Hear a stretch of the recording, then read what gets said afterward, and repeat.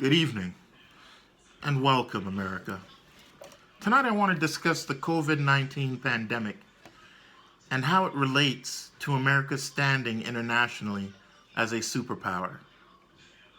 Worldwide, it has affected the citizens of Earth personally. It has certainly had ramifications in my life.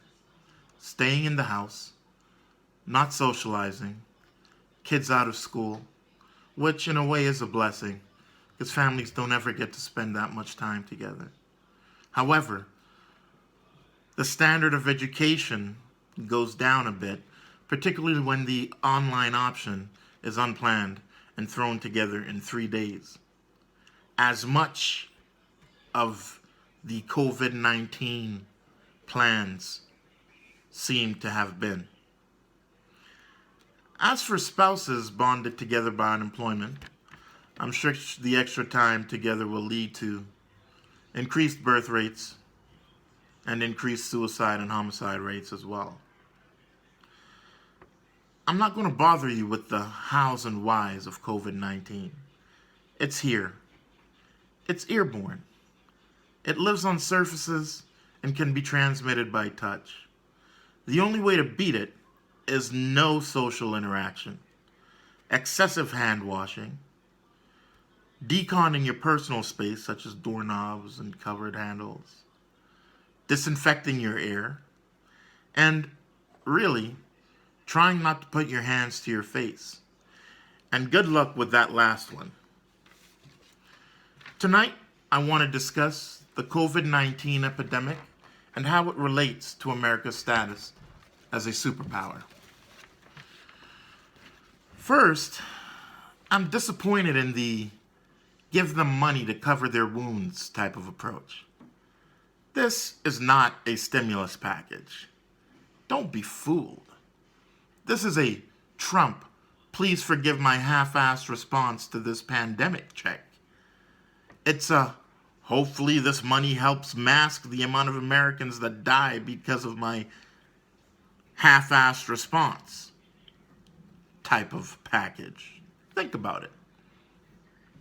We are currently in social distancing and self-quarantine status. 6 feet apart rules.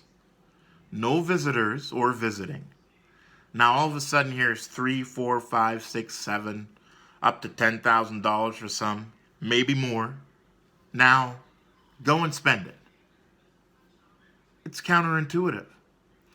A stimulus check during a pandemic provides 2 scenarios. 1, people receive the money and stay home because they're too damn scared to go out. Or 2, they do go spend it, and the social stimulus stimulates the COVID-19 to spread, and we have a second resurgence of the pandemic. The trillions spent on this package should have gone into a massive scientific research effort to find a cure and/or vaccine. That's what Obama would have done. Did I offend the white middle class?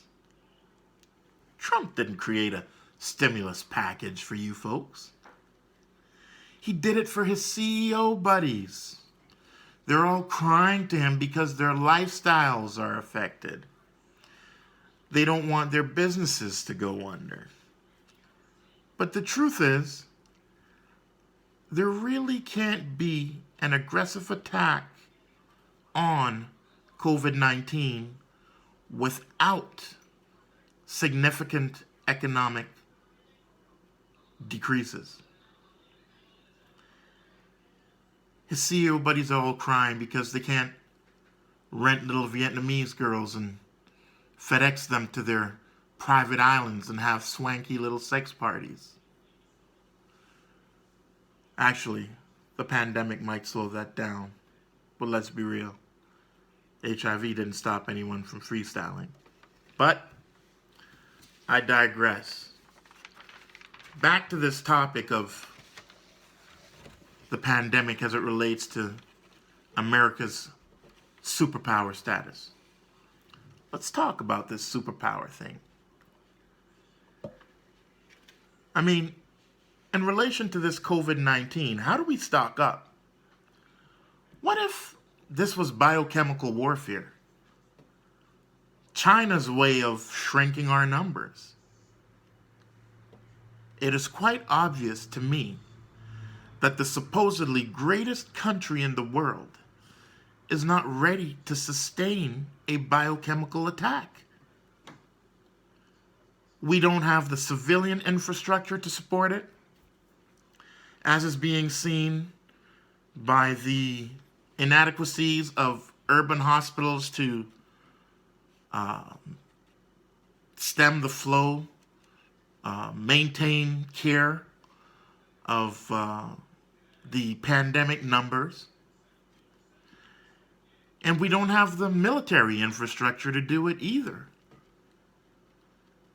It's apparent that we are not ready for this sort of attack. And let me tell you, China is paying attention. My last point. Whatever happened to the Industrial Revolution? America, do you realize that we have to buy the ventilators for American patients from China? Last quoted price, $2,500 a piece. FEMA, of all organizations, is buying ventilators from China. American states, New York, the remainder of the states having to buy from China. And the bidding is driving the price up. And who benefits from all of this? The Chinese. Makes one wonder if it wasn't done purposefully. I leave you with this. We outsourced cars, and apparently we've outsourced ventilators. What a sad story. But we need to get back to production. Capitalism is not enough. Buying is not enough. Freedom is not enough. Particularly when our freedom and our buying power only allows us to buy from other countries. Our oil from other countries.